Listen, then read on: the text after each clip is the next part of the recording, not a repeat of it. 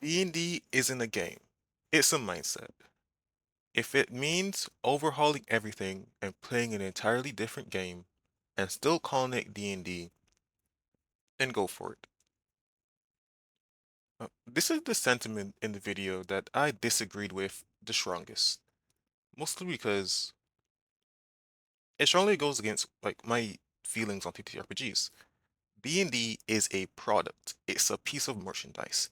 D&D is a brand made by Wizards of the Coast. You are allowed to bastardize it. Hell, most of my time playing D&D has been a bastardized version of it. We in the community call this act of bastardizing homebrew. And I've been a long-standing fan of homebrew. Again, my entire table is ran through homebrew. But I disagree on the notion that the game is still the same game after homebrew. When you've homebrewed this game, you've created a new experience. Yes, it may have D&D as a core, but I feel like as you strip away or attach more and more things to it, that it becomes more and more distinct from the game as described in the books. I don't feel that is any more fair, and I don't feel like it's fair any longer to say that you're still playing Dungeons and Dragons. I kind of like what Noble is doing, how Noble is a collection of modifications to the game, and it has built an identity around that. I think that's great. But I think we ought to forget this idea that homebrew is still D&D. If you're playing soccer and you decide, hey guys, what if we hold the ball with our hands? And what if we bounce the ball around the room? And what if instead of kicking the ball into a net, we throw it into a hoop? We aren't playing basketball anymore. Sorry, we aren't playing football anymore. That's basketball. You know, there's nothing wrong with drifting away from what the game is. You aren't lesser for doing that. And I think you do yourself favors when you admit to what you're doing. That's not D&D. That is your own flavor of TTRPG built around D&D. And I think you ought to, have some sort of reverence for the thing you've created. Maybe give it a name. I have a friend that's what he did. He has a set of homebrew rules around D&D and he's named it. And I think that's pretty neat. Um, the next point that really stuck out to me is how Blaine repeatedly refers to like learning D&D and learning other TTRPGs as climbing a mountain. And this is a concept that I really wanted us to forget in 2024 and going forward, because learning a new TTRPG does not have to be hard. I think people who are like very attached to 5e think that other games are a lot like it. In reality, you can have some games that the entirety of the rules are condensed down to one small page. If you think that D&D is a rules-light game, you are insanely misguided because it can get insanely lighter than that. In comparison to other games, D&D is actually quite crunchy. And if you enjoy playing 5e, if you have looked at the other options and said, they're not doing it for me, I don't think you ought to feel ashamed for enjoying 5e. Actually, I don't think you ought to feel ashamed for enjoying 5e, even if you have not considered the other options. You play the games that spark joy for you. If you don't look at 5e and see a set of problems like Eyes and others do, you have no obligation to try other games. Um, if you are questioning what other games are out there and you feel hesitant, I encourage you to jump into it and find some others who are also interested in jumping into it. Um, my friends were hesitant about starting playing D&D because they thought it was hard. Eventually, they got into D&D and now they don't want to leave. So I think that if you can, introduce these games to people, these new games, these other games, you can do a lot of good. Also, very importantly, I don't think any single game should sit as the face of TTRPGs. I think we do the TTRPG hobby a big favor when we destabilize D&D's monopoly. I know we have this entire concept around homebrew and making the game your own, but realistically, when you fly the flag of D&D, you are flying the flag of Wizards of the Coast because it is their product. D&D is what is written on the page. It is what is produced by WotC. And WotC is a company that does not care about you, the consumer. It does not care about the content creators and third-party creators that keep this game culturally relevant. And the company does not care about the talented and passionate staff that they employ. They are not making efforts to regain your trust because they value your trust. They are making efforts to regain your trust because your trust is the gateway to your wallet. So, if you're gonna continue playing D&D, I at least ask that you go through homebrew and third-party producers. I ask that if you're gonna continue playing 5e, that you fuel the third-party scene rather than WotC's pockets. Any day, it's your choice to decide what direction you choose. I am no authority or police figure to dictate how you navigate your hobby.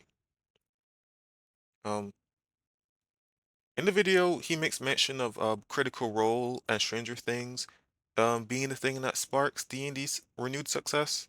This is a comment that's widely said, and it's a widely parroted idea, and it's something that I've long disagreed with. Um, I'm not denying that Critical Role and Stranger Things had a hand in D&D's revival. Uh, Critical Role is actually a no, sorry, Stranger Things actually was a big push for me getting into the game.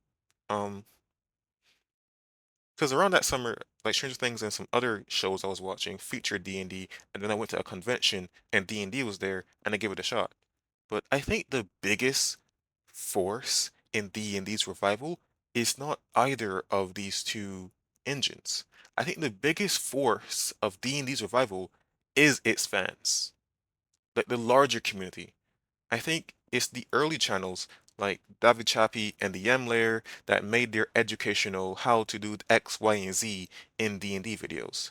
I think it's during the pandemic how we saw this flood of D&D fans making skits, comedy videos, and just sharing their experiences on like TikTok around like D&D. I think it's the entire passion that existing D&D fans eject onto the internet, and then outsiders see that passion and get curious. D&D's popularity and revival has little to do with WotC and more to do with the passionate people who have attached themselves to the game. Um, Lastly, I want to talk about the TTRPG content creation sphere. Uh, Blaine made some comments on the sphere that I think are very interesting, and I think it's just worth you going into the video and seeing those for yourself. I kind of want to give my own take on the TTRPG scene, what I want, what I'm seeing that I dislike, and just general ideas. Um, on negativity around D&D, I think it's a host good to have these ideas and these things being talked about. Um, Me personally, I am someone that thinks that D&D 5e um doesn't function well. I think D&D 5e has a lot of rust in its joints, and I don't think that the 2024 books have done away with that rust. I see the 2024 books as polishing, but I think that there are things that have not been addressed. Also, I think that D&D doesn't have a distinct flavor of fantasy, and that's one of the big engines that push me away from D&D, and one of the big engines that push me towards other games. and pushed me towards encouraging people to play other games. And I think this is a worthwhile mission because, again, no one game should sit as the face of TTRPGs. There's a vast pond of games to choose from, and I think we're better off swimming through this pond and seeing all the fishes within it. Um, I think though the negativity around WotC and D&D is sometimes overstated. We have channels that claim to be news outlets that are just fear-mongering in a sense. I think I've seen a lot of channels that put out these highly charged head like titles and thumbnails, and click on the video and you watch it and it's so nothing. And I'd like to see less of that. I think when WotC does do something that is worthy of, like, hey, what are you doing there? You know, I think that's fine, but I feel like people are seeing WotC as an easy target now that they've burnt so much goodwill. Um, what I am enjoying seeing is that more and more people are becoming willing to talk about other TTRPGs. Because I'm enjoying that, and that's what I really want to push. What I don't enjoy, um, is people's disrespect for individuals that are still enjoying 5e. I've seen this in my own comment section, and I've seen this in other YouTubers' communities, but I've seen people refer to D&D enjoyers as stupid and other things, and I don't think that's fair. I don't think it's fair that because you have made a shift that other people ought to as well. I think it's fine to encourage people to make the shift, but when they say no, you ought to respect that decision.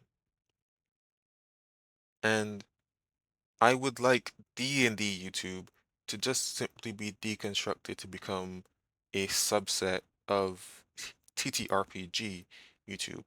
I think it's entirely fine if channels want to focus on one game. If a channel says, I am a D&D channel, they ought to be allowed to do that. If a channel wants to be a Pathfinder channel, they ought to be allowed to do that. If a channel has been a Pathfinder channel for 5 years and they want to leave Pathfinder behind for another game, they ought to be allowed to do that.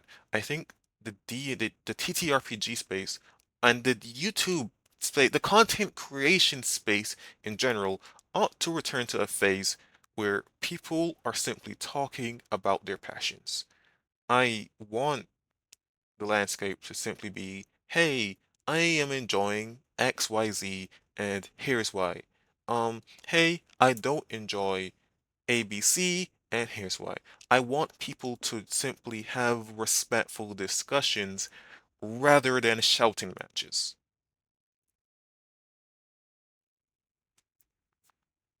If you made it to the end of this video and you want to make your own response video or a comment, you can begin your thing by saying, the, the pond is vast. Thank you for your time.